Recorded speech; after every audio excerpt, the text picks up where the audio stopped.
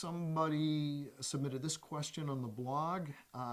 Christians are so caught up in the culture of Christianity that unbelievers and even some believers don't know what they're talking about when they're always discussing regular mundane information using Christianese.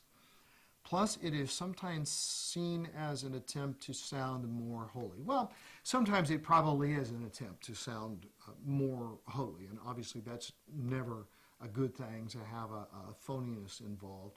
And certainly we should be sensitive to whoever our audience is. Who are we talking to?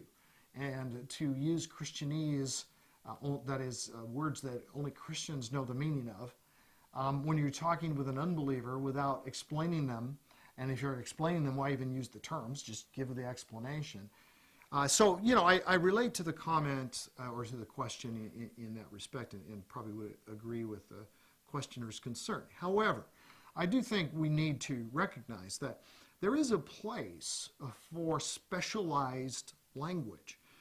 For instance, if you take two physicians and overhear them talking with each other, they are using highly technical terms which help them to communicate precisely what they are talking about. Now, we also know doctors who are talking to the patient and use those same terms as if we should understand what they are, and we have to just say, whoa, whoa, whoa, please explain.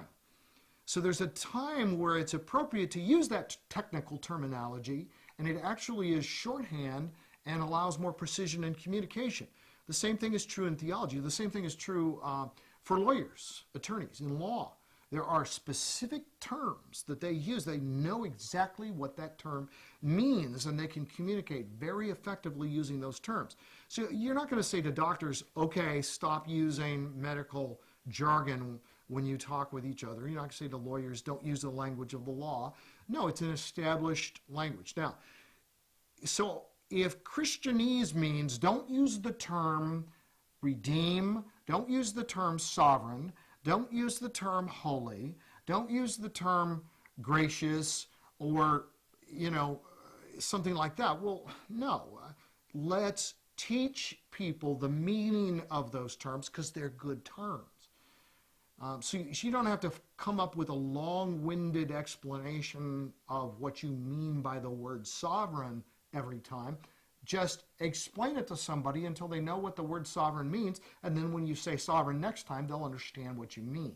So I've seen people go overboard with this. They kind of pride themselves in never using technical theological terminology. I think it's perfectly appropriate to use that terminology as long as the person you're talking with understands it. When you're talking to unbelievers or young Christians, be sure you're explaining what you mean before you go on using that term.